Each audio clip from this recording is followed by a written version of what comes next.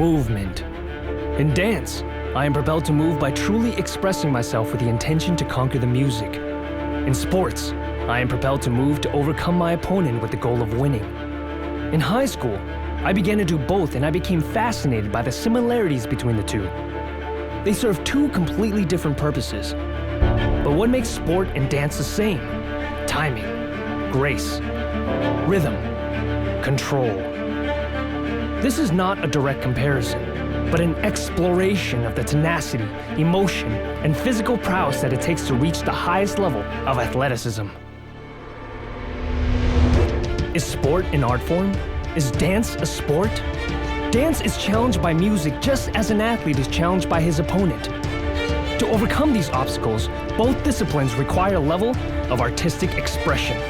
And together, it is simply the art of expressing the human body. Let's explore the parallels.